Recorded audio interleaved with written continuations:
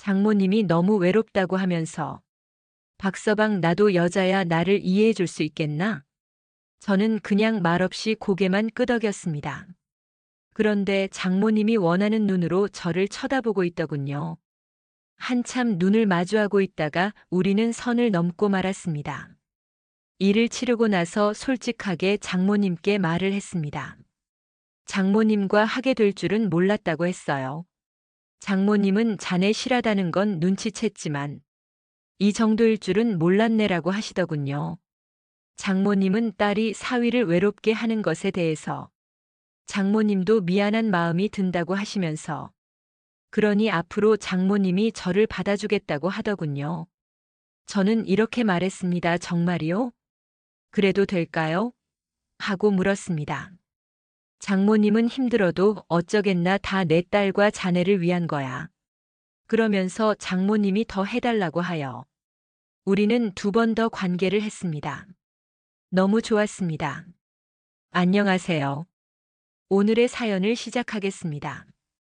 저는 태어날 때부터 남들과는 다른 체질을 갖고 태어났습니다. 제가 큰 물건을 가지고 있다는 소문은 삽시간에 번졌습니다. 그리고 세월이 흘러 저도 성인이 되어 소극적인 성격에서 대범한 성격으로 변하게 된 계기가 있었습니다. 여자친구를 처음 사귀게 되었고, 처음으로 관계를 하게 되었습니다. 여자친구는 처음이 아니었지만 너무너무 힘든다고 하더군요. 그리고 눈물까지 흘렸습니다. 관계를 그만둘까 하고 물었지만 여자친구는 그만두지는 말라길래 어떻게 해야 할지를 모르겠더라고요. 그날 이후 여자친구는 저에게 참 잘해줬습니다. 그러다가 저도 결혼을 해야겠다는 생각이 들 때쯤 선을 보라는 사람이 있었습니다. 어머니와 단둘이 사는 여자인데 홀어머니가 재산이 좀 있다고 하더군요. 그런 여자가 나한테 관심이나 있을까? 하고 좋은 말로 거절을 했는데 저에게 계속 만나보라고 권유를 하더군요. 그래서 선을 봤는데 서로가 마음에 들었습니다. 우리는 좋은 관계로 발전하여 혼담이 오가는 사이가 되었어요. 아내는 저와 꼭 결혼을 하고 싶다고 하더군요. 아마도 저와 일을 한번 치른 후에 이런 말을 했던 것 같습니다. 저도 아내와 결혼하고 싶었습니다. 아내의 집에 처음 인사를 갔는데 다정한 모습의 장모님이 너무도 자상하게 저를 대해 주셨거든요. 외동딸인 아내와 함께 살면 정말 자상한 엄마 같은 장모님이 생길 거라는 기대감도 있었습니다. 저희 어머니는 말도 무뚝뚝하고 전형적인 경상도 아줌마입니다. 그와는 정반대로 장모님은 말씀도 조용히 하시고 제가 무슨 말을 하면 미소 지으며 웃어주시는 장모님께 저는 호감을 넘어 감사하다는 마음도 들었습니다. 결혼하고 저희는 처가와 한 동네에 집을 마련해서 살았어요. 집은 장모님께서 해주셨어요. 저희 부모님은 장모님께 큰 감사의 말씀을 전했습니다. 결혼해서 아내와 알콩달콩 신혼을 보내며 살고 있는데 저는 이상한 소리를 듣게 되었어요. 머리를 자르러 동네 미용실에 갔는데 미용실 아줌마와 동네 아줌마가 말하는 것을 들었는데 장모님이 노래방을 나간다는 것이었습니다. 미용실 아줌마는 저기 저 건물 뒷집에 사는 여자라고 했습니다. 바로 그 집이 장모님이 혼자 살고 있는 집이었어요. 지인들과 어울려 노는 것이라고 생각했는데 아니었다고 하더군요. 돈도 많은 여자가 노래방 도우미 일을 왜 할까 하더군요. 확인된 사실이 아니니 저는 말을 할 수가 없었어요. 저희는 관계를 못했습니다. 아내가 너무 힘들어 했기 때문이었습니다. 하지만 아내는 점차 적응을 했고 저와 관계하는 것이 행복하다고 했습니다. 신혼여행에 가서 관계에 대한 얘기를 아내는 장모님에게 다 말했다고 합니다. 그러다 아내는 배가 불러 저와 더 이상 관계하기가 힘들게 되었어요. 출산하고 몸을 추스릴 때까지만 참아달라고 하더군요. 그러던 어느 날 회사에서 회식이 있던 날, 저는 부장님의 온갖 수발을 다 들었습니다. 술도 따라 드리고 하다 보니 어느새 술자리가 끝이 나더군요. 부장님은 저에게 함께 갈 곳이 있으니 따라오라고 했습니다. 부장님이 저를 데리고 간 곳은 노래방이었어요. 저는 부장님과 노래방으로 들어갔습니다. 잠시 후에 도우미 2명이 왔는데 저는 너무도 놀라고 말았죠. 그중 하나가 장모님이었어요. 장모님은 제 옆에 앉았습니다. 노래를 부르며 모두 즐겁게 놀았습니다. 그리고 부장님은 이 차를 가자고 하더군요. 그리고 부장님이 돈을 낼 테니 저와 장모님도 이 차를 가라는 것이었습니다. 머뭇거리고 있는 저에게 부장님은 갈 거면 다 같이 가는 거야, 안 그래? 부장이 낸다는데 안 가? 라고 하니 장모님이 부장님이 가라면 가야죠. 이렇게 말을 가로채며 대답을 했습니다. 우리는 노래방에서 나와 모텔로 갔습니다. 부장님은 방으로 들어가면서 저에게 즐거운 시간 보내라고 하더군요. 그때서야 저는 어머니 이게 어떻게 된 일이에요? 하고 물었습니다. 장모님은 들어가서 얘기하자고 하더군요. 그리고 장모님은 기가 막힌 얘기를 하셨습니다. 남편과 사별하고 너무도 외로워서 일을 했다고 했어요. 박서방 나도 여자야 나를 이해해 줄 수 있겠나? 저는 그냥 말없이 고개만 끄덕였습니다. 그런데 장모님이 원하는 눈으로 저를 쳐다보고 있더군요. 한참 눈을 마주하고 있다가 우리는 선을 넘고 말았습니다. 일을 치르고 나서 솔직하게 장모님께 말을 했습니다. 장모님과 하게 될 줄은 몰랐다고 했어요. 장모님은 자네 실하다는 건 눈치챘지만 이 정도일 줄은 몰랐네라고 하시더군요. 장모님은 딸이 사위를 외롭게 하는 것에 대해서 장모님도 미안한 마음이 든다고 하시면서 그러니 앞으로 장모님이 저를 받아주겠다고 하더군요. 저는 이렇게 말했습니다. 정말이요? 그래도 될까요? 하고 물었습니다. 장모님은 힘들어도 어쩌겠나 다 내 딸과 자네를 위한 거야. 우리는 2번 더 일을 치르고 우리는 나왔습니다. 그리고 저는 장모님을 집에 모셔다 드렸어요. 그 후로 장모님은 저에게 하루에 몇 번씩 문자를 보내더군요. 점심 먹었나? 몸 상하지 않게 쉬엄쉬엄 일하게 하시면서 연락을 하셨어요. 그리고 며칠 후에 아내는 장모님 집으로 들어가 있겠다고 하더군요. 저도 함께 들어가서 지내자고 했지만 저는 거절했습니다. 술자리가 많아서. 술 먹고 늦게 들어가면 장모님께 신뢰가 된다고 했지만 그건 저의 핑계였습니다. 그 후 저는 퇴근길에 처가에 들러서 아내를 보고 집으로 돌아오며 지냈습니다. 장모님은 반찬을 가져다 준다는 핑계로 저희 집에 거의 매일 오시더군요. 반찬은 제가 처갓집에 들렀을 때 주셔도 되는 건데 말이죠. 장모님은 반찬을 가져다 준다고 저희 집에 올 때는 한껏 멋을 부리고 오셨습니다. 저는 계속 모른 척을 했습니다. 결국 장모님은 자네 그날 이후로 못했을 텐데 괜찮나? 이렇게 물으셨습니다. 힘들지만 어쩔 수 있나요? 참아야죠. 제 말을 듣고 장모님은 나한테 말하지 그랬어? 안 되겠네 이러다 자네 일 나겠어 이렇게 말하더니 저를 방으로 데리고 갔습니다. 그리고 장모님과 저는 일을 치루었습니다. 그날 이후로 장모님은 거의 매일 저희 집에 찾아오셨어요. 어머니 안 힘드세요? 힘드실 텐데 이렇게 말하면 아닐세 괜찮네 이렇게 대꾸를 하셨습니다. 아내가 산후조리원에 있는 동안 저는 장모님 집에서 지냈습니다. 매일같이 보양식을 해주는 장모님은 낮에는 조리원에 가서 아내와 있다가 제가 퇴근하고 나면 보양식을 차려놓고 저를 기다리는 장모님이었습니다. 아내가 몸을 추스린 후에도 장모님은 은근히 뜻을 내비추더니 자네 요즘에는 송현이가 잘 받아주나? 이런 말을 하며 말끝을 흐리더군요. 결국 장모님은 저에게 하자고 하시네요. 저는 장모님과 관계를 하며 위로해 주었습니다. 장모님은 저에게 매일같이 응원 문자를 보내줍니다. 이틀에 한 번 꼴로 집에 들러 반찬을 가져가라 하시죠. 장모님 댁에 들르면 2시간 정도 있다가 집으로 옵니다. 장모님은 언제든 힘들면 회사를 그만두라고 하십니다. 저는 일주일에 2번 정도 장모님이 저를 부르고 있습니다. 오늘의 사연은 여기까지입니다. 구독과 좋아요 꼭 눌러주시고 알림 설정도 함께 부탁합니다. 감사합니다. 오늘의 사연 시작합니다. 저는 태국에서 살고 있는 30대 중반의 남자입니다. 제가 할 얘기는 진짜 있었던 일이었고 2번 다시 일어날 수 없는 일입니다. 저는 한국에서 부모님의 도움과 누나의 도움으로 태국에서 요트 사업을 시작했습니다.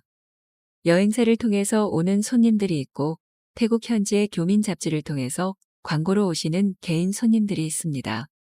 가격은 1인당 10만 원이며 코스는 정해진 대로 움직이는 방식입니다. 일단 첫 코스는 원숭이 섬에서 먹을 것을 던져주고 2번째로는 줄낚시이며 3번째는 스노클링입니다. 지인 소개로 오는 분들 같은 경우는 자유롭게 선택해서 가는 방식이며 가격은 물론 조금 더 비싼 편입니다. 정원은 13명 인원 요트입니다. 그러던 어느 날 불경기여서 여행객이 별로 없을 때였는데 한 통의 전화가 왔습니다. 여성분이었는데 독배로 3명이서 나가고 싶다고 합니다. 저는 비싸다고 설명을 했지만 다른 사람들과 같이 가고 싶지 않다고 하며 하루 5시간에서 6시간 정도 놀고 싶다고 하였습니다. 그녀들의 시간에 맞춰서 아침 9시경에 선착장에서 기다리고 있었습니다. 곧이어 그녀들이 도착을 했고 저는 인사를 하며 그녀들을 요트에 태워 출발을 하였습니다. 태국에는 섬들이 많은데 혹시 어디로 가고 싶은 곳이 있나 물어보았습니다. 그녀들은 사람들이 별로 없는 예쁜 섬에서 해수욕을 하고 싶다고 하시나요? 지금 시기에는 코란 섬이 조금 더 사람들이 없으니 그쪽으로 간다고 알려주었습니다. 그녀들은 옷을 갈아입고 싶다고 하시길래 안으로 안내해드렸고 거기서 비키니로 다들 갈아입고 나오시네요. 3분 다 한리모델 하시는 분들이었습니다. 20대 중반에서 후반 정도의 나이들이었고 어떻게 여기에 왔는지는 물어보지 않았습니다. 조금 궁금하긴 했지만 이런 일을 하다 보면 그런 건 물어보는 게 아닌 것 같았습니다. 저는 최대한 그녀들끼리만 즐길 수 있도록 좋은 위치에 배를 세워드렸습니다. 뜨거운 햇볕이 내리쬐는 통에 구경은 하고 싶었지만 저는 배 안으로 들어가서 에어컨을 켜고 쉬고 있었습니다. 그녀들은 한참을 물놀이를 하다가 배로 올라오시네요. 큰 수건을 배 앞에 까시고 선탠을 하시는지 크림들을 서로 발라주며 선글라스까지 쓰고 누워서 즐거워하시네요. 선탠이 끝난 그녀들은 배가 고프시다고 하셔서 섬에 배를 정착하고 식당으로 갔습니다. 그녀들은 바다향이 듬뿍 나는 음식들을 주문하고 시원한 음료수도 하나씩 주문한 후에 여유롭게 그 시간을 즐기는 듯 했습니다. 저도 옆 식당에서 대충 식사를 해결하였고 그녀들과 합석은 하지 않았습니다. 그렇게 식사를 마치고 그녀들은 저에게 어디가 좋은지 추천을 해달라고 합니다. 시간상으로 마지막 코스로 어디를 모시면 좋을까 생각하다가 원숭이 섬을 얘기해 보았지만 거긴 싫다고 하시나요? 한 분이 술을 살만한 데를 먼저 가달라고 하시기에 제일 가까운 섬으로 갔습니다. 거기서 그녀들은 술과 먹을 걸 몇 가지 사서 배에 올랐습니다. 그녀들은 음악을 틀어놓고 바다 위 아름다운 곳에서 술을 마시고 싶다고 하셔서 저는 산호섬으로 배를 돌렸습니다. 그곳은 군데군데 기둥처럼 생긴 섬들이 있는 아름다운 곳이었고 바다는 에메랄드색으로 너무 푸르고 아름답기로 유명한 곳이었습니다. 산호섬에 도착해 배를 세우니 그녀들은 술을 마시기 시작합니다. 저는 할 일이 없으니 그냥 앉아서 그녀들이 틀어놓은 노래나 들으면서 흥얼거리고 있었습니다. 그녀들 중에 한 분이 저에게도 같이 술을 마시자고 하시네요. 저는 운전을 해야 해서 술은 못 마신다고 했지만 그녀들은 같이 마시고 조금 쉬다가 천천히 들어가자고 합니다. 저는 어쩔 수 없이 술자리를 같이 하게 되었습니다. 그녀들은 결혼하기 전에 마지막으로 제일 친한 친구들과 추억 여행을 왔다고 합니다. 여행 일정은 아직 며칠이 남은 상태라고 하네요. 며칠을 어떻게 하면 절대 잊지 않을 여행이 될까 고민들을 하는 눈치였습니다. 노을이 지려는지 바다가 붉은 빛을 띄우며 아름답게 빛나고 있었습니다. 술도 어느 정도 마셨고 운전을 하려면 술이 깨야 하기 때문에 깰 때까지 조금 누워 있겠다고 하고 방으로 들어갔습니다. 누워서 잠시 잠들었는데 한 분이 오셔서 저를 흔들어 깨우시네요. 술이 조금 취하신 상태인 것 같았고 저한테 부탁이 있는데 꼭 들어달라고 합니다. 다름 아니라 그녀의 얘기는 자기들 3명과 같이 즐거운 시간을 보내자는 겁니다. 친구들과 이런저런 얘기 중에 친구들이 갑자기 해보고 싶다고 얘기를 했고 그래서 본인이 용기를 내서 얘기를 하러 왔다고 하네요. 저는 솔직히 싫지는 않았지만 쉽게 대답을 못하겠더라고요. 그녀는 절대 비밀로 서로 이 문제로 얘기하는 것 없이 지금 이 순간만 서로 즐기자고 합니다. 한참 생각하다 저는 허락을 하였고 그녀들은 수건으로 저의 눈을 가린 뒤 사랑을 나누었습니다. 그렇게 누가 누군지도 모르게 어떤 분이 어떻게 했는지도 모르고 일을 마친 후 저는 배를 몰고 항구로 왔습니다. 그녀들은 너무 좋은 추억 만들어주셔서 감사하다면서 돈을 2배로 줍니다. 그렇게 그녀들은 떠났고 저는 아까 있었던 일들이 꿈인가 생시인가 잠시 상상해보니 저절로 입꼬리가 올라갑니다. 아무튼 저에게도 잊지 못할 추억을 주신 3분께 너무 감사할 따름입니다. 다들 행복하게 잘 사셨으면 좋겠습니다.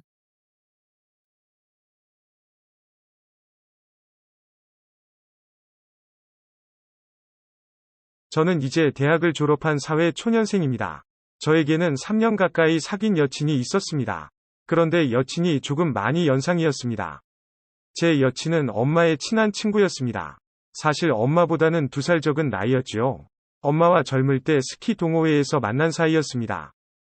이모네와 가족끼리 모임도 종종 했었습니다. 하지만 이모가 몇 년 전 이혼을 했습니다. 그 뒤로는 이모네 집에서 종종 만났지요. 이모는 혼자 아들 1명을 키우고 있었습니다. 이모 아들은 저보다 10살이 어렸습니다. 그래서 저를 형이라 부르며 많이 따르는 편이었죠. 이모네 집은 바로 옆 동네였습니다. 그래서 엄마랑 같이 그 집으로 가곤 했었습니다. 그때마다 저는 이모 아들이랑 놀아주곤 했었습니다.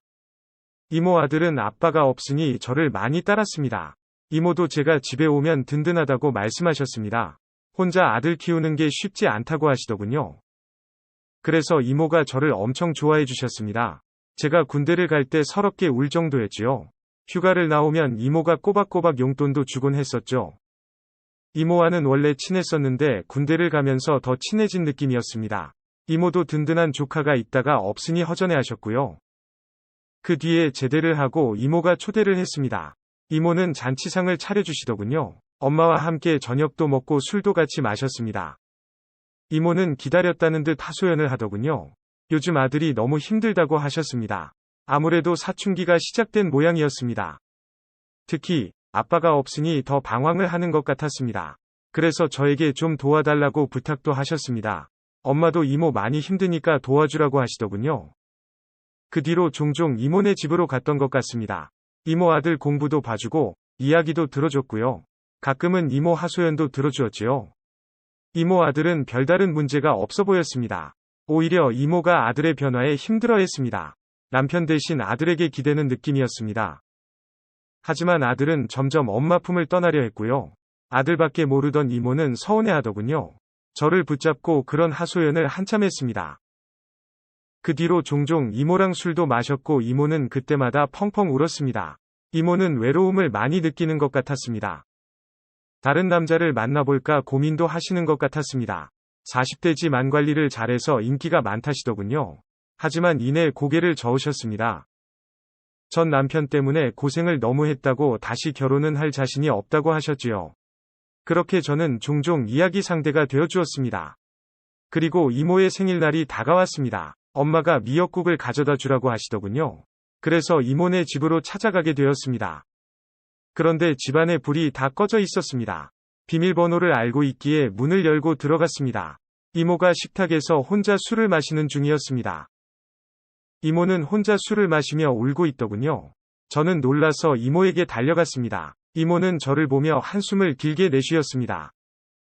이모 아들은 엄마 생일도 까먹고 학원을 갔고 회사에서도 상사에게 혼이 났던 모양이었습니다.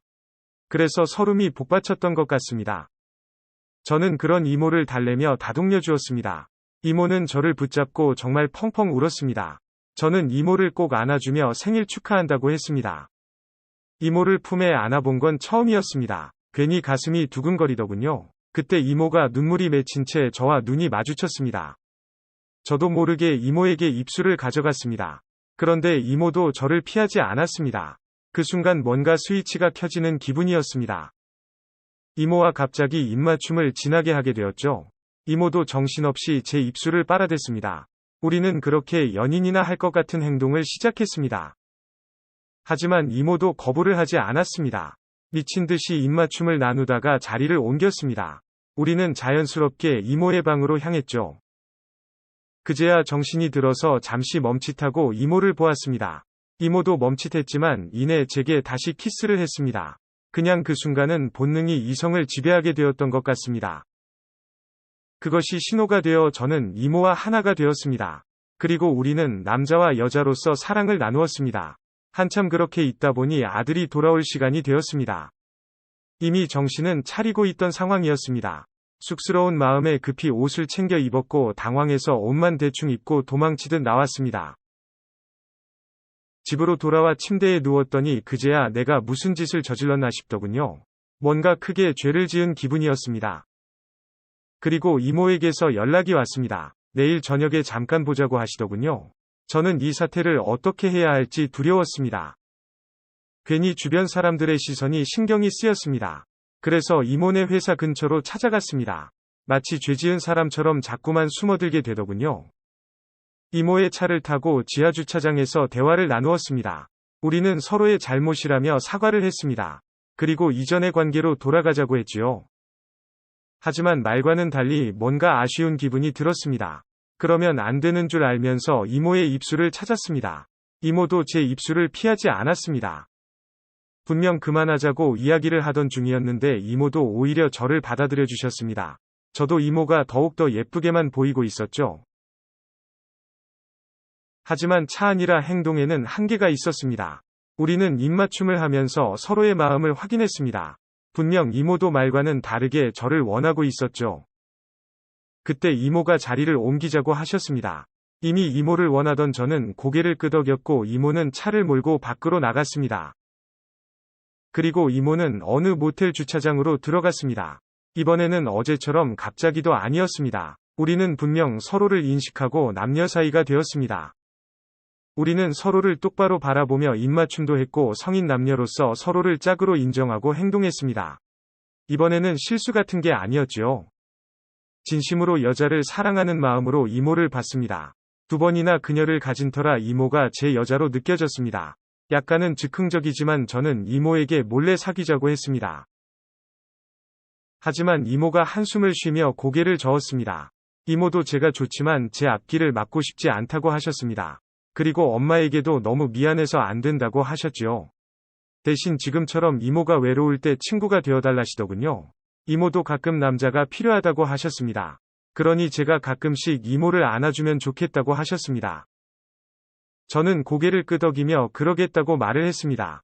이제 이모가 소녀처럼 제 품에 안겨왔습니다. 저도 이제 안심을 하고 이모를 품에 안았지요. 그날 이후 저는 이모네 집을 거의 매일 찾아갔습니다. 이모가 퇴근하기 무섭게 이모와 사랑을 나누었고 아들이 학원 마치고 돌아오면 잠깐 숙제를 봐주었습니다. 엄마에게는 이모 아들 공부 봐준다는 핑계를 댔습니다. 이모는 엄마에게 제게 과외비까지 주셨습니다. 그래서 저는 이모 아들의 과외 선생이 되었지요. 그 무렵부터 이모가 피임약도 먹기 시작했습니다. 제 앞에서는 아무렇지 않게 속살도 보여주셨고 이모의 마음속 이야기도 제게 털어놓았습니다. 주말이면 이모와 외곽으로 드라이브를 나갔습니다. 우리는 많은 대화를 나누었고 말이 잘 통하는 느낌이었습니다. 마음껏 사랑을 나누며 시간을 보낼 수 있었죠. 데이트를 할 때면 저는 이모의 이름을 불렀습니다. 이모가 오히려 존댓말을 하며 저를 받아주기도 했지요. 수줍게 저에게 서방님이라고 부르기도 했었습니다. 이모는 제가 애인이 생길 때까지만이라고 했습니다. 애인이 생기면 언제든지 말하라고 하셨습니다. 하지만 저는 그럴 생각이 없었습니다. 물론 중간에 위기도 몇 번 있었습니다. 이모 아들에게 들킬 뻔하기도 했었고 휴대폰의 메시지 때문에 들통이 날 뻔하기도 했죠. 우리는 비밀스럽게 서로 사랑을 나누었고 외로움도 달랠 수 있었습니다. 이모는 제게 부담을 주지도 않았습니다. 하지만 시간이 지날수록 혼란이 찾아왔습니다. 우리가 서로 사랑을 하는 건지 아니면 그저 욕구만 풀고 있는 건지 모르겠더군요. 자꾸만 사랑을 요구하게 되고 확인하고 싶어지더군요. 그래서 자꾸만 더 강한 자극을 찾게 되었습니다. 점점 제 요구가 많아지기 시작했지요.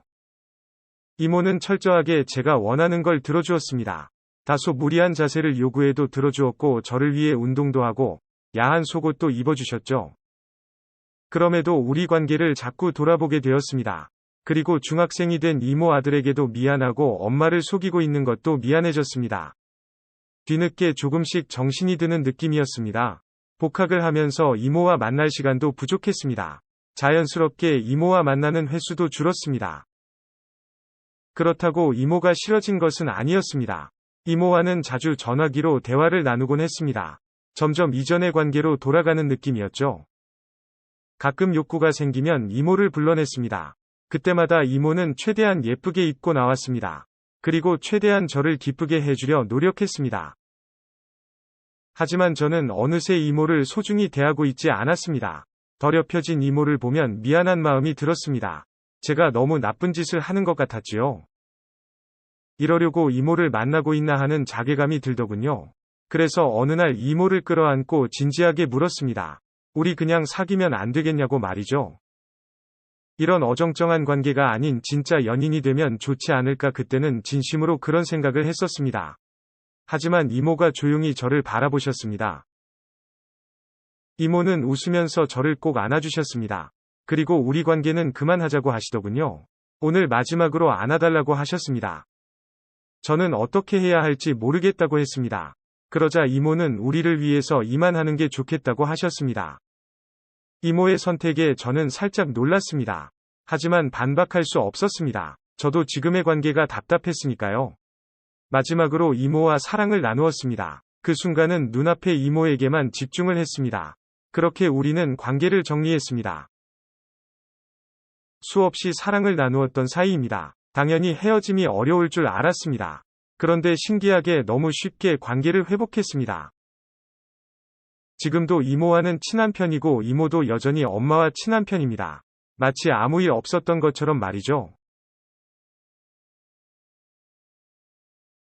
영상 시청 감사합니다. 안녕하세요. 저는 아파트에서 경비 일을 하고 있는 50대 후반의 남자입니다. 제가 일하고 있는 아파트가 생긴 지 5년이 채 안 되는 비교적 신축 아파트라 주민들 상당수가 신혼부부나 젊은 부부들이 많아요. 물론 요즘 TV에 많이 나오는 갑질이라거나 못된 주민들도 많이 있습니다. 하지만 대부분의 주민들은 친절하고 인사도 잘해주셔서 나름 만족스럽게 일을 하고 있어요. 그런데 오늘 제가 해드릴 이야기는 친절함을 넘어서 많이 위험한 정도의 관심을 보이는 세댁이 있어서 그 이야기를 해드리려고 합니다. 이 집으로 이사 온 지 한 2년 정도 되는 세댁이 있어요. 남편과 결혼하고 신혼집으로 들어온 것 같은데 30대 초반 정도로 보였어요. 왜 제가 정확하게 기억을 하고 있냐고 하면 이사 온 다음 날 아파트 경비실에 떡과 과일을 돌리더라고요. 요즘 그렇게 하시는 분들 거의 없습니다. 간혹가다 한 분씩 이사 왔다면서 떡 가져다 주시는 분들이 있으신데 보통은 나이가 어느 정도 있는 그런 분들이 하시지. 신혼부부 같은 젊은 사람들은 아파트 경비들까지 챙기는 경우는 거의 드물다시피 해요. 하지만 얼굴도 이쁘고 특히나 웃는 얼굴이 너무 예뻐서 자꾸 쳐다보게 만들었던 그 새댁은 아파트 경비 모두가 나눠 먹을 수 있도록 넉넉하게 떡과 과일을 가져다 주었어요. 그때부터 눈여겨보고 있었는데 평소에도 항상 밝게 웃으며 먼저 인사해주고 제가 분리수거라도 하고 있으면 지나가면서 수고하신다 말 한마디 걸어주는 게 너무 좋더라고요. 제가 딸은 없었지만 나이가 제 딸뻘이라서 더 마음이 쓰였습니다. 언제 외출하는지 보고 있다가 밤늦게까지 들어오지 않으면 걱정도 되고 멀리서 무거운 물건 들고 오는 게 보이면 달려가서 들어주기도 했어요. 그러다 보니 금방 친해지고 서로 간에 사적인 이야기들도 할 수 있을 정도로 친해지게 되었어요. 새댁은 근처에 있는 문호센터에서 필라테스와 요가를 가르치고 있더라고요. 평소에도 몸매가 참 좋다고 생각했었는데 역시나 운동을 하는 사람이더라고요. 남편은 국내 대기업 건설회사를 다니고 있었어요. 나름 엘리트 중에 엘리트인데 요즘엔 지방의 아파트 건설 현장을 다니느냐고 집에 잘 들어오지 못하는 주말 부부라고 하더라고요. 그래서 그런지 새댁은 자주 마주쳤었지만 거의 혼자였고 남편을 본 적이 거의 없었습니다. 나이도 젊은 새댁인데 남편 얼굴 보기도 힘들어서 많이 외로울 것 같더라고요. 이 동네에 결혼하고 처음으로 이사 온 거라서 친구도 없고 아는 사람도 없어서 그냥 문화센터에서 일하면 운동하고 집에 오는 게 전부라고 하더라고요. 그 이야기를 들으면서 아무리 돈을 벌어야 하고 일하는 게 중요하다지만 이제 막 결혼한 신혼부부를 갈라놓으면서까지 일을 시키는 회사가 정말 너무들 한다 싶었습니다. 새댁에게 갑자기 치근한 마음이 들어서 언제든지 집에 남자가 필요하거나 도와줄 일이 있으면 이야기하라고 했어요. 새댁도 제 말에 좋아하면서 여기로 이사와서 저를 만난 게 정말 행운이 나면서 저랑 핸드폰 번호를 서로 교환했습니다. 나이 차이가 많이 났지만 친구처럼 생각하고 지냈어요. 예쁘고 싹싹한 새댁이 너무나 마음에 들었기 때문에 하나라도 더 해주고 잘해주고만 싶었습니다. 집에 전등이 고장났다고 제게 전화가 오면 올라가서 갈아주고 간단하게 못 박는 일이라거나 무거운 물건 들어주는 일도 해주었어요. 그때마다 새댁도 제게 음료수도 주고 과다도 주고 고마움을 표시했었습니다. 요즘같이 더운 날엔 시원한 냉커피도 종종 타다 주고 하는데 그럴 때마다 주책 많은 이야기지만 외로운 새댁이랑 연애하는 기분도 나더라고요.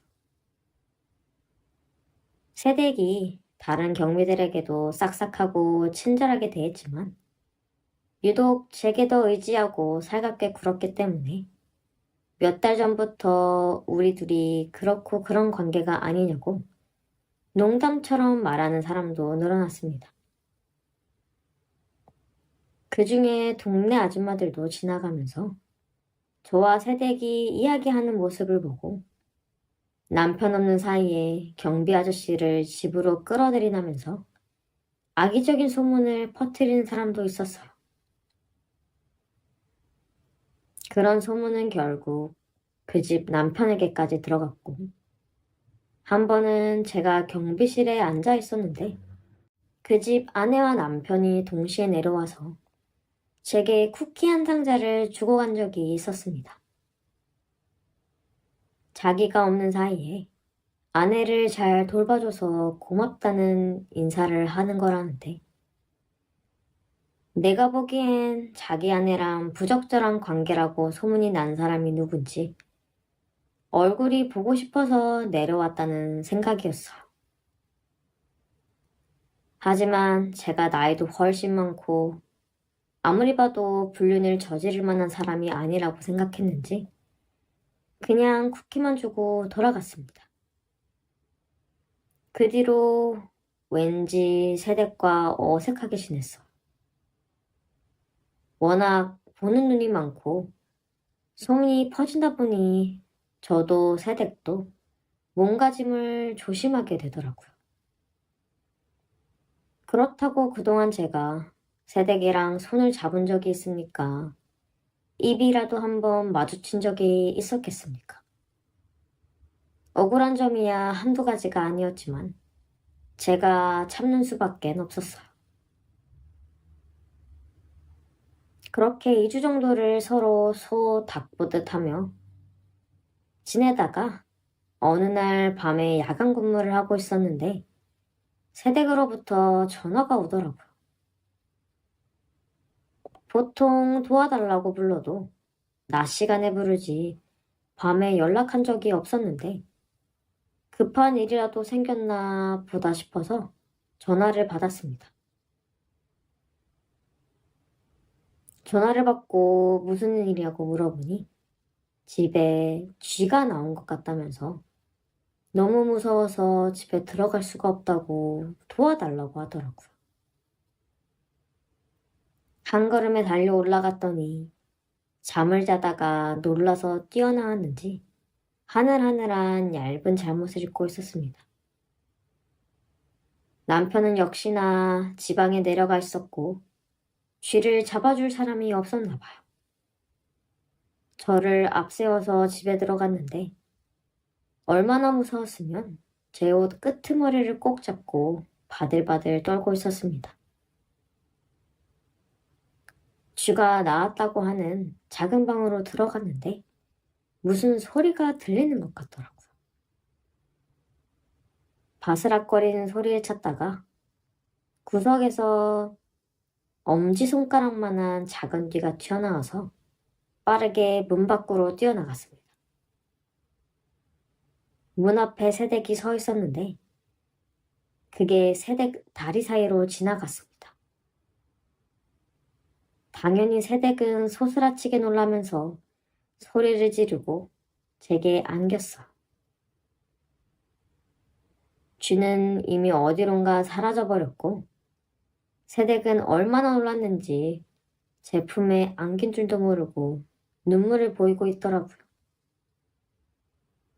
한참 후에 좀 진정이 된 건지 새댁을 떼어놓고 집 앞 곳곳을 찾아봤지만 어딘가에 있는 쥐 구멍으로 도망가 버린 건지 찾을 수가 없었습니다. 새댁은 민망하기도 하고 쥐가 또 언제 튀어나올지 알 수가 없으니까 저보고 조금만 더 있다 가라고 해서 그렇게 하기로 하고 새댁과 함께 있었습니다. 그녀가 타주는 커피를 마시면서 이런저런 이야기를 하는데 이럴 때 남편이 곁에 없다는 게 너무 힘이 든다면서 또 눈물을 보이더라고요. 울지 말라고 이야기하고 어떻게든 달래주려고 하는데 새댁이 또 다시 제 품으로 안겨 들어왔습니다. 아까는 분명히 놀라서 얼떨결에 안긴 건데 이번엔 아니더라고요. 분명히 품에 파고들어서 저를 안았습니다. 너무 놀라서 그대로 굳어 있었는데 제 품 안에서 새댁이 항상 언제든지 와주셔서 고마워요. 어떻게든 제가 보답을 하고 싶은데 어떻게 하면 좋을까요? 라고 하면서 제 얼굴을 빤히 올려다보더라고요.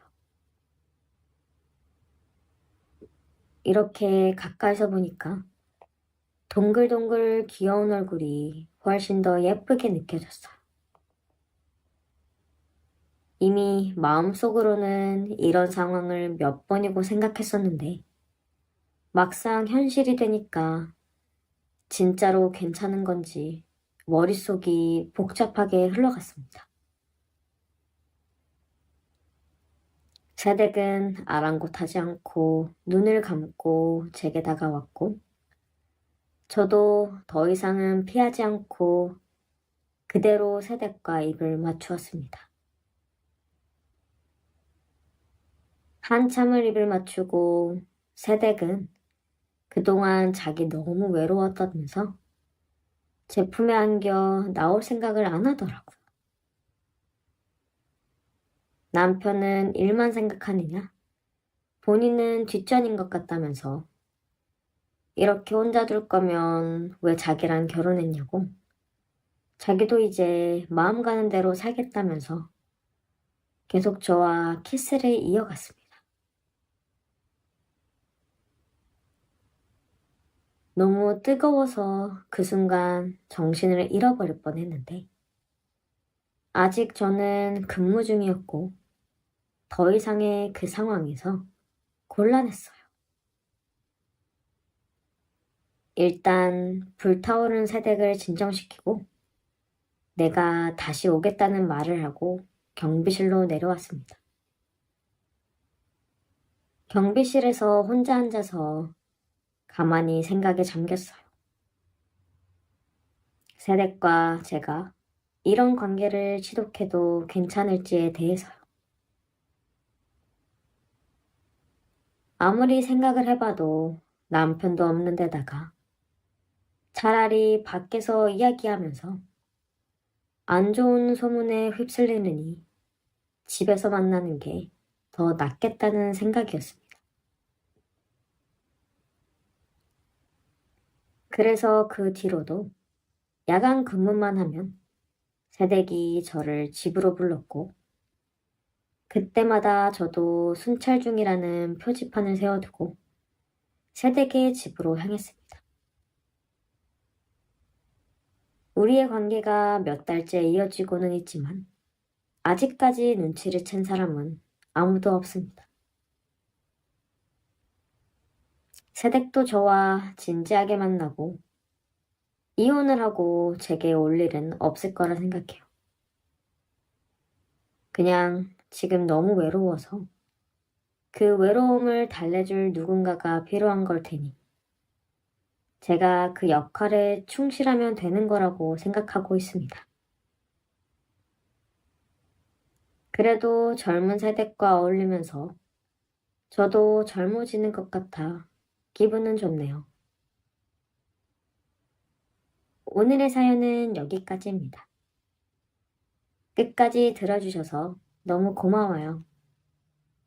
다들 행복하시고 좋은 일만 가득하시길 바라겠습니다. 다음에 또 만나요.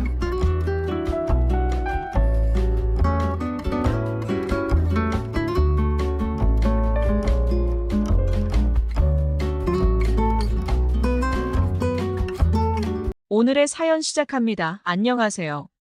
저는 38살의 주부예요.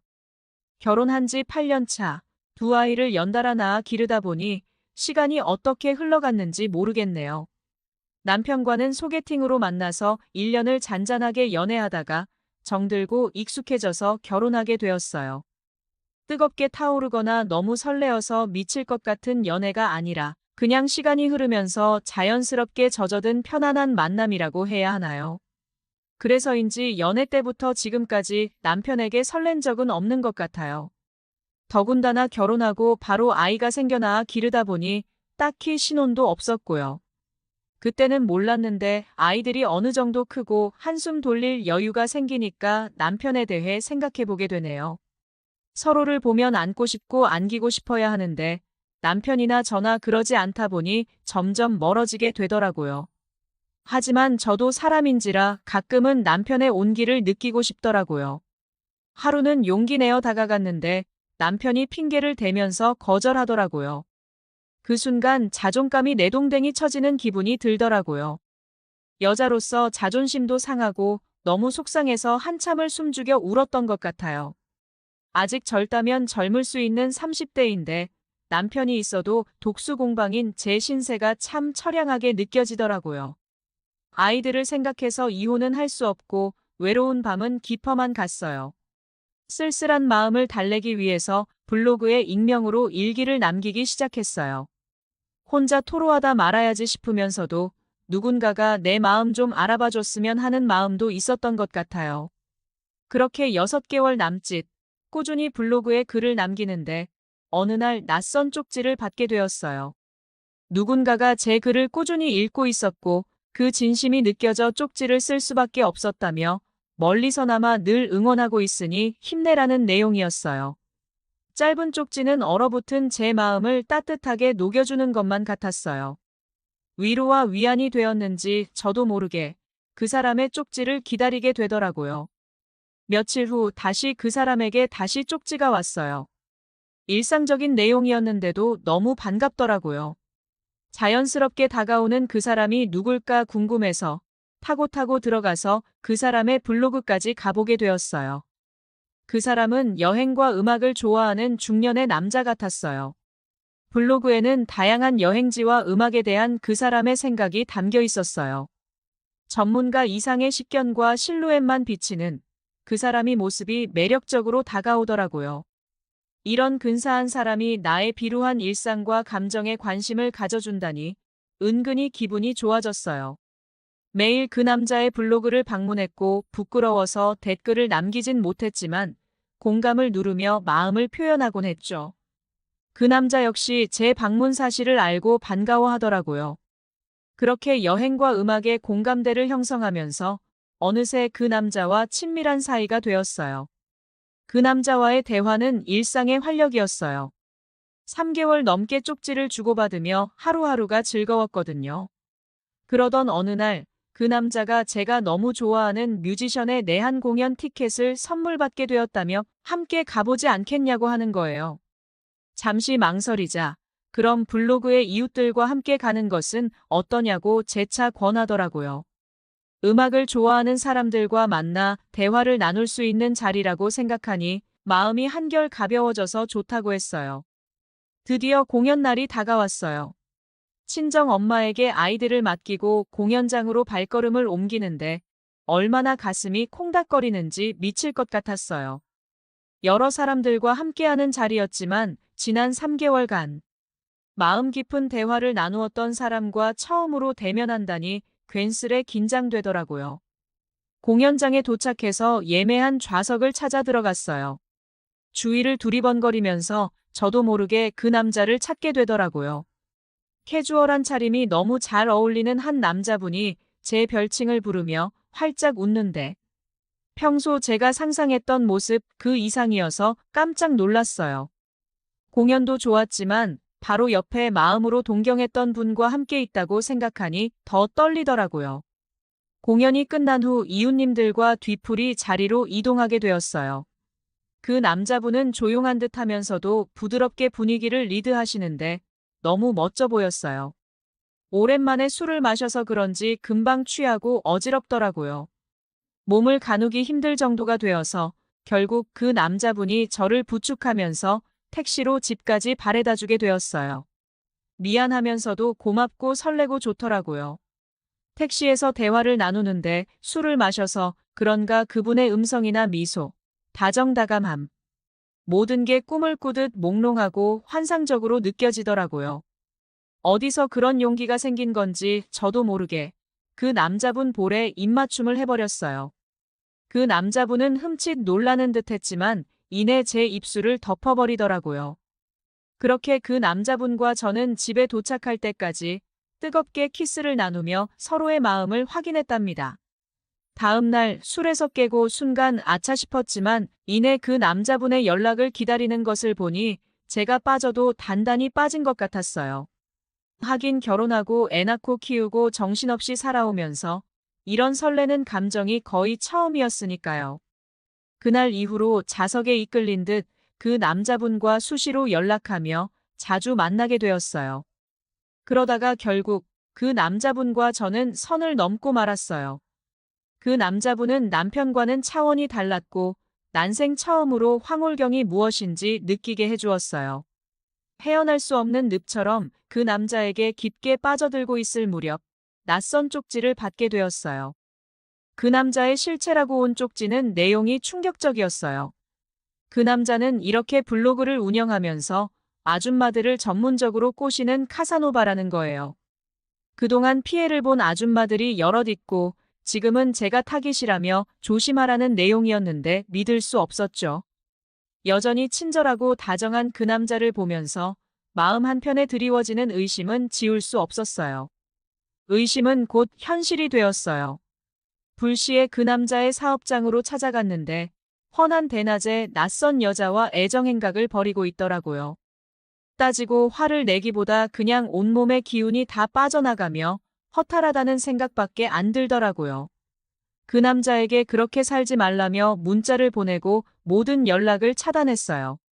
낯선 사람을 쉽게 믿고 너무 깊게 빠져들었던 제 잘못이 크다고 생각해요. 그동안 혼이 나간 사람처럼 낯선 남자에게 미쳐서 정신없이 떠돌다가 다시 가정으로 돌아와 보니 무뚝뚝하지만 그래도 성실한 남편과 아직 어린아이들이 저를 기다리고 있네요. 제 인생 처음으로 겪어본 누구에게도 말 못할 비밀스러운 일탈은 100여 일 만에 종지부를 찍게 되었지만 큰 깨달음을 주었어요. 일상이 지루하고 힘들다고 해서 앞으로 무책임한 행동은 하지 말아야겠다 싶어요. 그래도 두 아이의 엄마이고 어른인데 부끄럽네요. 앞으로는 외롭고 힘든 감정에 매몰되기보다 새로운 것을 배운다든지 하면서 긍정적인 쪽으로 해소해 보려고요. 오늘의 사연 여기까지입니다. 구독, 좋아요로 응원해주세요. 미옥이 갑자기 2층 계단을 보며 말했습니다. 쉬, 조용히, 절대 소리 내면 안 돼요. 며느리는 부드럽게 내 중심을 만져 일으켰습니다. 그리고 그녀의 콧집으로 물었습니다. 금방 지옥을 갔다 왔습니다. 이제 나는 천국문을 넘고 있었습니다. 나는 소리를 내지 않으려고 이를 악물었습니다. 미옥의 현란한 스킬에 몇 분을 못 버티고 그녀의 입안에 예고도 없이 분출했습니다. 인간의 본능을 은밀히 조금씩 터치하는 혼자 보는 소설 지금 바로 시작해 보겠습니다. 4년 전에 아내는 나를 떠나 하늘로 갔습니다. 병을 앓았을 때는 이미 늦어 손 쓸 틈이 없었습니다. 1년간의 짧은 투병 끝에 스르르 잠자듯이 떠나버렸습니다. 나는 평생 가족을 위해 열심히 일했습니다. 적지 않은 재산도 모았습니다. 하지만 아내의 병은 돈으로는 구할 수가 없었습니다. 너무나 슬프고 비통하고 원통했습니다. 밥이 넘어가지 않는 나날이 계속되었습니다. 하지만 못 믿을게 인간의 정이었습니다. 3, 4년 세월이 흐르면서 서서히 잊어갔습니다. 그것은 역시 가족의 힘이었습니다. 아들 레오와 5살짜리 손자의 도움이었습니다. 아내가 떠난 이래로 아들 부부는 저에게 정말 잘했습니다. 저는 지방에서 2층짜리 단독주택에서 혼자 살고 있습니다. 취미는 집에서 대형 TV로 술 한잔하면서 영화를 보는 것입니다. 아내 생전부터 우리 취미는 영화였습니다. 그날도 거실에서 멍하니 영화를 보고 있었습니다. 그때 갑자기 정적을 깨고 폰이 울렸습니다. 며느리 미옥으로부터 전화입니다. 이번 주말에 온 가족이 내려온다는 것이었습니다. 내 외로움을 달래주려고 한 달에 한 번씩 정도 내려옵니다. 내려오면 꼭 1박 이상 하고 갑니다. 정말 고마운 아들 가족입니다. 멀리 외국으로 시집간 딸은 잘 보sob니다. 벌써 얼굴 본 지 3년이 다 돼갑니다. 아들 가족인 내려오면 너무 좋습니다. 특히 5살짜리 손자는 내 인생의 기쁨입니다. 그리고 또 하나의 기쁨이 있습니다. 며느리가 준비해온 술로 단란한 술자리가 있습니다. 기다리고 기다리던 토요일이 왔습니다. 아들 가족이 토요일 저녁에 도착했습니다. 할아버지하고 손자가 달려왔습니다. 뒤를 이어 아들이 들어왔습니다. 며느리 미옥이 마지막에 들어왔습니다. 아버님 이번에는 이 국산명주로 사왔습니다. 매번 이렇게 챙겨주다니 정말 고맙구나. 며느리는 저녁 식사 후 술자리를 준비합니다. 온 가족이 둘러앉아 따뜻한 대화를 나눕니다. 밝고 다정다감한 며느리는 언제 봐도 아름답습니다. 나에게 너무 잘해주어 마음속으로 정말 고마워합니다. 영화를 좋아하는 취미도 나와 같습니다. 아들이 결혼한 한은 잘했다고 늘 생각합니다. 8시가 되자 손자는 벌써 잠이 오고 있습니다. 장거리 운전에 지친 아들도 벌써 잠이 오는 눈치입니다. 아들이 손자를 안고 2층 큰 방으로 올라갔습니다. 그리고는 한참이 지나도 아들은 내려오지 않습니다. 경식 아빠도 같이 자는가 봐요. 아버님, 나와 며느리는 즐거운 대화를 이어갔다. 아름다운 며느리와 시간을 보내는 게 힐링이 되었습니다. 술이 끝나고 우리는 공통의 취미생활인 영화를 같이 봅니다. 내가 준비한 다큐멘터리 영화를 보면서 가볍게 맥주 한 캔 했습니다. 영화를 보다 갑자기 조용해졌습니다. 너플 힐끗 보니 며느리는 소파에 기대어 졸고 있습니다. 무방비 상태로 잠든 모습이 너무 아름다웠습니다. 이러면 안 되는데 이성을 차리자 하면서도 저 밑에서 뜨거운 뭔가가 콱 올라오고 있었습니다. 정적을 깨면서 며느리가 말했습니다. 아버님 저 졸려서 안 되겠어요. 먼저 들어가서 잘게요. 죄송해요. 그렇게 말하고 며느리는 2층으로 올라갔습니다. 다음 날 아침 아들 가족은 테마파크로 놀러 갔습니다. 혼자 남은 나는 며느리 미옥의 잠자는 모습이 떠올랐습니다. 고마운 며느리가 언제부터인가 여인으로 변했습니다. 설레는 마음으로 저녁을 기다렸습니다. 일찍 돌아온 아들 가족과 같이 즐거운 식사를 가졌습니다. 그리고 어제와 같은 즐거운 술자리를 가졌습니다. 하루 종일 논다고 지친 손자는 금방 잠이 들었습니다. 아들은 손자를 안고 2층으로 올라갔습니다. 그리고 남은 며느리와 나는 즐거운 대화를 이어갔습니다. 아버님, 우리 오늘 저녁은 무슨 영화 볼까요? 하고 며느리가 물었습니다. 아가, 오늘은 좀 점개멜로 애정물로 볼까? 네, 저도 그런 거 보고 싶었어요. 아버님 참 저하고 코드가 잘 맞아요. 미옥이 까르르 웃으면서 뒷정리를 했습니다. 캔맥주 들고 다정히 긴 소파에 나란히 앉아서 영화를 봤습니다. 한참 집중하다 갑자기 어제 같이 조용해졌습니다. 옆을 보니 며느리가 소파 팔걸이에 기대어 자고 있었습니다. 그런데 며느리의 풍만한 육체의 굴곡이 눈에 확 들어왔습니다. 깊게 파인 브이넥 사이로 풍만한 가슴이 보였습니다. 스커트 갈라진 사이로 하얀 허벅지가 보였습니다. 숨이 꼴깍 넘어가면서 아플 정도로 커졌습니다. 정말 오랜만에 느껴보는 본능이었습니다. 눈길을 단대로 옮길 수가 없었습니다. 나도 모르게 그 하얀 허벅지로 손이 갔습니다. 도대체 이성적으로 생각할 틈이 없었습니다. 그 찰나 몇 분간에 나도 모르게 일어난 일입니다. 막 허벅지에 손이 닿으며 짜릿한 쾌감이 몰려왔습니다. 그때 그 순간 갑자기 2층 목조 계단에서 소리가 들렸습니다. 잠들었던 아들이 깨서 내려온 것입니다. 정말 간발의 차이로 아찔한 순간이었습니다. 며느라기가 피곤한 모양이구나. 어서 데리고 올라가서 쉬거라. 아들이 며느리를 안고 2층으로 올라갔습니다. 그날 밤 저는 쇼크를 정말 많이 받았습니다. 욕망이라는 게 늙으면 통제당할 줄 알았습니다. 그런데 이렇게 숨어 있다가 강력한 습격을 당할 줄 몰랐습니다. 특히 아들에 대한 죄책감으로 몸부림쳤습니다. 이 나이 되어도 통제 못하는 본능이 무서워졌습니다.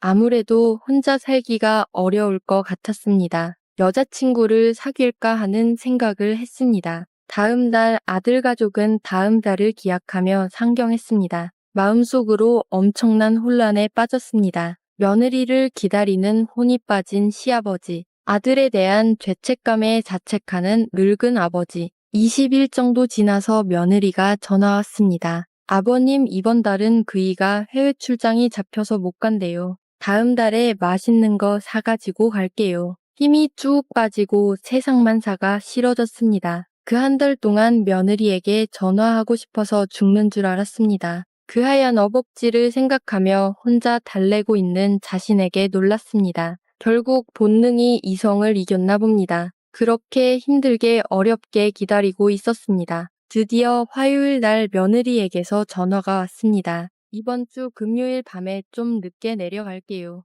아, 그래, 너 좋아하는 것 많이 준비해 놓을게. 아니, 아버님 꼭 저를 기다리시는 것 같아요. 속내를 들킨 것 같아 말을 못하고 더듬거렸습니다. 며느리 미옥이 킥킥킥 하고 웃었습니다. 아들 가족은 금요일 밤늦게 도착했습니다. 그 다음 날 우리 4명은 공원에도 가고 쇼핑몰에도 갔습니다. 하루를 정말 신나고 재미나게 보냈습니다. 저녁은 며느리가 좋아하는 한우갈비로 제가 한턱 냈습니다. 집에 돌아와서 와인과 과일로 술상을 차렸습니다. 가족끼리 쌓였던 즐거운 대화를 나눴습니다. 아들과 손자가 벌써 잠이 오는 듯 했습니다. 나는 오랜만에 아버님하고 재미난 영화 볼 거야. 당신은 경식이 데리고 먼저 올라가 하고 며느리 미옥이 말했습니다. 피곤한 하루를 보낸 아들이 손자를 안고 2층으로 갔습니다. 아버님, 우리 오늘은 무슨 영화 볼 거야? 하고 스스럼 없이 친구같이 미옥이 말했습니다. 중년 남자와 젊은 여인의 멜로 애정 영화를 틀었습니다. 아니 아버님, 이거 민망한 영화 아니야.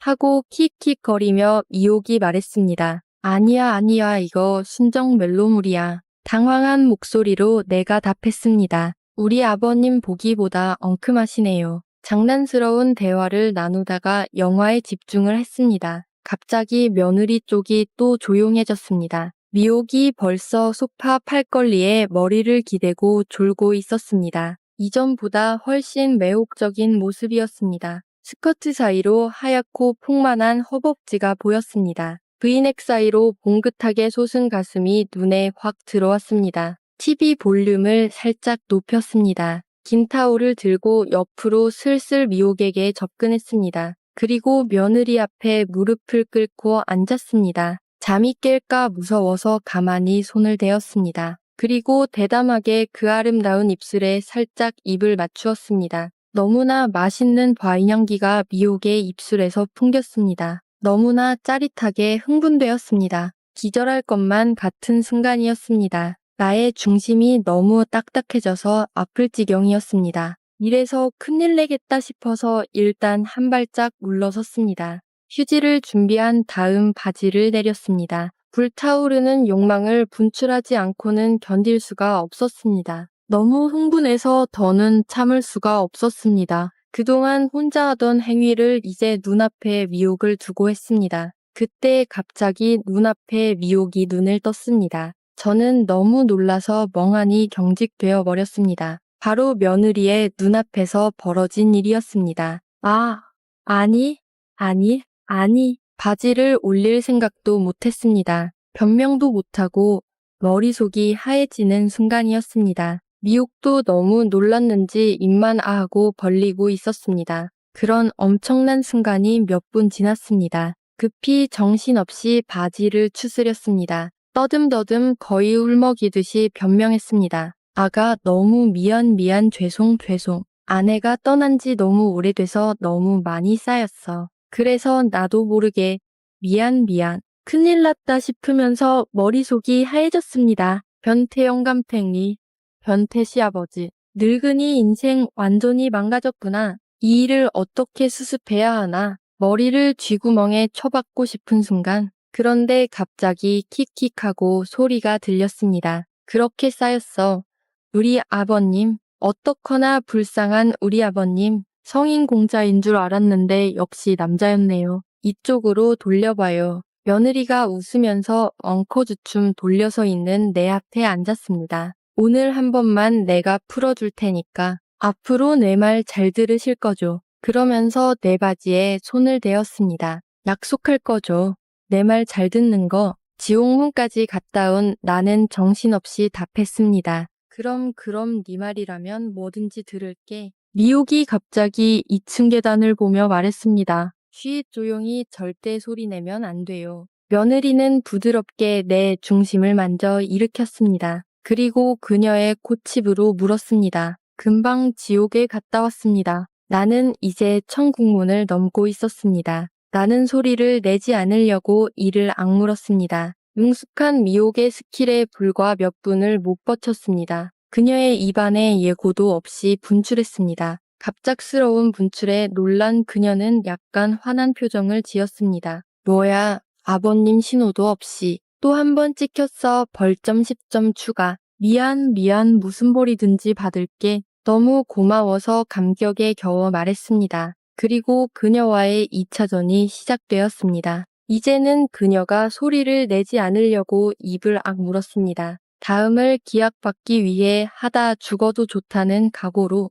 나는 결사적이고 끈질기게 그녀를 공략했습니다. 마님을 행복하게 해드리기 위한 돌쇠의 돌진. 입을 악문 연속된 돌진이었습니다. 드디어 며느리가 환희에 가득 찬 속삭임으로 나의 노력에 답해 주었습니다. 너무 행복하고 상쾌한 시간이었습니다. 우리는 더 하고 싶었으나 불안해서 할 수가 없었습니다. 그날 밤 너무 후련하고 행복하게 잤습니다. 그 다음날 느지막이 온 가족이 일어났습니다. 늦은 아침을 먹고 서울로 가기 위해 출발 준비를 했습니다. 아들이 손자를 차에 태우고 운전석에 앉았습니다. 뒤늦게 며느리가 현관문을 나가면서 귓가에 속삭였습니다. 자기야, 어제 너무 좋았어. 내가 시간 내서 전화하면 바로 서울로 올라와. 집 근처 적당한 곳에서 마음 편히. 히히히. 내빠님. 어머, 우리 돌쇠 너무 귀여워. 차 안에서 며느리 미옥이 내다보며 다소곳이 말했습니다. 아버님, 다음 달에 올게요.